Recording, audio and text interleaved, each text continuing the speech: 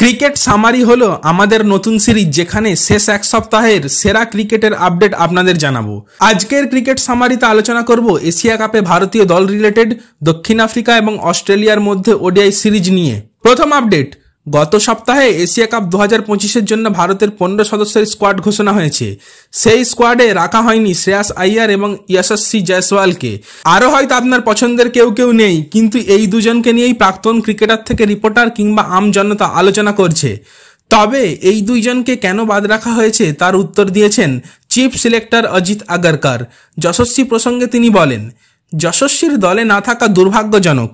অভিষেকের অতীত পারফরমেন্স উপেক্ষা করা কঠিন ছিল। টি-20 ক্রিকেটে ওর পারফরমেন্স আমরা জানি। অভিষেক বলও করতে পারে, অধিনায়কের হাতে অতিরিক্ত বিকল্প থাকবে, ওদের দুজনের মধ্যে একজনকে বসতেই হতো। অন্যদিকে আইয়ারকে নিয়ে তিনি বলেছেন, এখানে ওর কোনো দোষ নেই, কাকে বাদ দিয়ে শ্রেয়াসকে রাখবো, এই মুহূর্তে ওকে সুযোগের জন্য অপেক্ষা করতে হবে। এর পরের আপডেট হলো, এশিয়া কাপের দল ঘোষণার পরে হেড কোচ গম্ভীরকে নিশানা করলেন প্রাক্তন ক্রিকেটার মনোজ তিওয়ারি।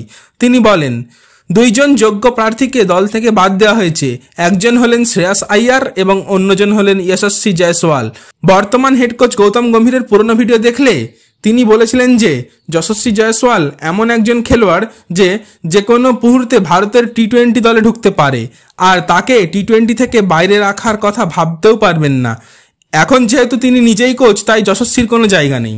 এরপরে একটা সুখবর আছে ভারতের চিফ সিলেক্টর অজিত আগারকারের জন্য। অজিত আগারকার 2026 সালের জুন পর্যন্ত তার পদে বহাল থাকবেন। বিসিসিআই অজিত আগারকারের নির্বাচন কমিটির চেয়ারম্যান হিসেবে চুক্তি 2026 সালের জুন পর্যন্ত বাড়িয়েছে। পরের আপডেট হলো, অজিতের বিপক্ষে 3 ম্যাচের ওডিআই সিরিজে 2-1 ব্যবধানে সিরিজ জিতল প্রোটিয়ারা। এই নিয়ে অস্ট্রেলিয়ার বিপক্ষে টানা 5টি ওডিআই সিরিজ জিতল দক্ষিণ আফ্রিকা। শেষ আপডেট হলো, সব রকমের ক্রিকেট থেকে অবসর নিলেন চেতেশ্বর পূজারা। সামাজিক যোগাযোগ মাধ্যমে আজ তিনি পোস্ট করে জানিয়েছেন অবসরের সিদ্ধান্ত।